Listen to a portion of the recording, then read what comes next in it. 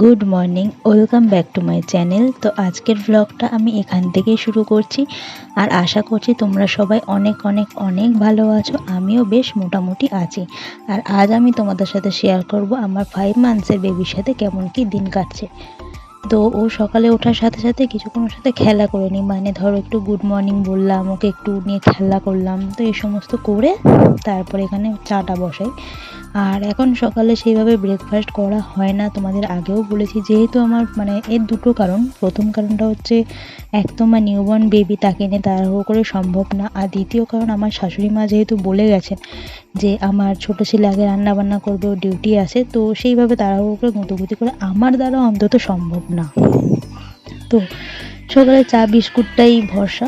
তো সেটাই খাওয়া দাওয়া করে এখানে দেখো পুচকেকে তেল লাগাচ্ছিলাম। কারণ অনেক সময় কি হয় বলো তো, ও যেহেতু ঘুমিয়ে উঠে কিছুক্ষণ খেলা করে, তারপর খাওয়া দাওয়া করে, তো তেলটা লাগিয়ে দিলে অনেক সময় ঘুমিয়ে যায়। এবার ঘুমিয়ে গেলে সেই ক্ষেত্রে কী হয়, আমার টুকটাক একটু ধরো বাইরে যদি কিছু কাজ থাকে, সেই কাজগুলো আমি কমপ্লিট করে নিতে পারি। তো ও এখনও ঘুমায়নি, সেই জন্য ঘরের লাইটটা জেলে রেখেছি। তো কিছুক্ষণের মধ্যে ঘুমিয়েও যাবে, তোমরা দেখতে পাবে। তো আজকে এখন চুলটা আঁচড়াচ্ছি, এটার কারণ হচ্ছে এখন একটু চুলে তেল লাগাবো। মানে আজকে শ্যাম্পু করার ইচ্ছে আছে। তো শ্যাম্পু করবো বলে আমি পুচকিকে যে কোকোনাট অয়েলটা লাগাই, ওটাই আমি নিজের হেয়ারে লাগাই। তো অ্যাকচুয়ালি কোকোনাট অয়েলটাই আমার হেয়ারের উপরে যায়। আর যেহেতু স্ট্রেটনিং করানো ছিল, তো যার জন্য কোকোনাট অয়েলটাই ওখান থেকে বলে দিয়েছিল। তো এখন হেয়ারে অ্যাপ্লাই করে নিচ্ছি সুন্দর করে। আর একটু চুলটা একটু ড্যামেজ মতো হয়ে গেছে, যেহেতু তেল লাগানোটা মানে ভীষণ প্রয়োজন এখন। তো তেলটা লাগিয়েছি, তো ও ঘুম ঘুম করছে। বিছানাটা গোছাতে গোছাতে ওকেই দেখছিলাম যে যদি ঘুমিয়ে যায় আর কি, বেশ ভালোই হবে। তো এখন বিছানা টোছানা সুন্দর করে গুছিয়ে নিচ্ছি। তো সাথে দেখো এখানে পুচকিরও যে সমস্ত চাদর কাঁথা থাকে সেগুলো গুছিয়ে নিচ্ছিলাম। আর এই বালিশটাকে আমি ঠিক কোথাটায় রাখবো, এখানটা রাখবো নাকি এখানটা রাখবো নাকি এখানে রাখবো বুঝতে পারছিলাম। এখানে রাখছি, দেখছি পড়ে যাচ্ছে, আর তুলতে গেলাম সাথে কাঁথাটা উঠে আসলো। তো তারপরে আবার বালিশটাকে রেখে ওর উপরে কাঁথা রেখে দিলাম, যাতে উঠে না আসতে পারে।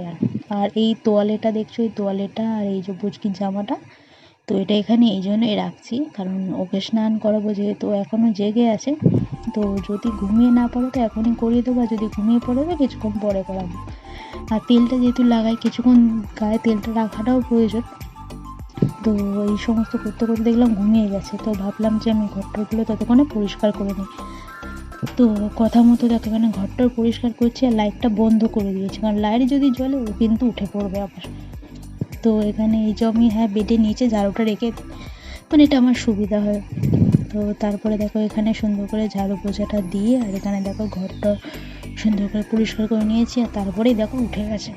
আর এটা দেখছি, এটা আমি ওকে এইভাবে মানে ওর একটা ছোটো মতো কাপড় ছিল, সেই কাপড়টা এইভাবে মাথায় বেঁধে দিয়েছি। তো আমার মনে হচ্ছে ঘুমের ঘোরে উঠেছে, আবারও স্নান করে ঘুমাবে। আর হ্যাঁ, ঠিক তাই হয়েছে, স্নান করার সাথে সাথে আবারও ঘুমিয়ে গেছে। তো তারপরে কাকিমার কাছে দিয়ে আমি চলে গেছিলাম স্নান করতে।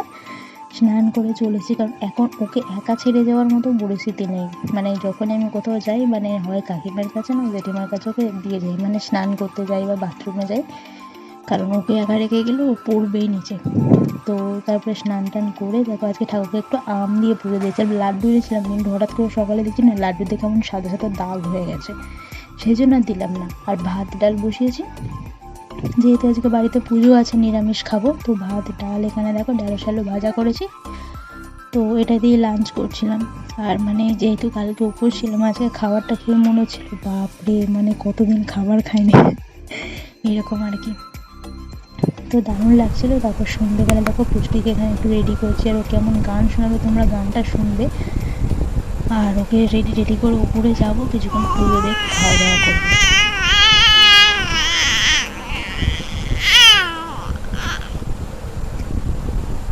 তো এখনও রেডি হয়ে গেছে, গানটা আশা করছি শুনেছ।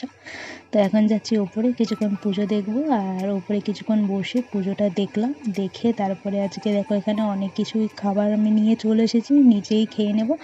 এখানে ছিল ডাল পুরি ছিল, তরকারি ছিল, মিষ্টি, পায়েস, আম, এইসব দিয়েই ডিনার করলাম। তো ব্যাস, ভিডিওটা এতটাই, দেখাবো না ভিডিওতে, আজকের মতো টাটা।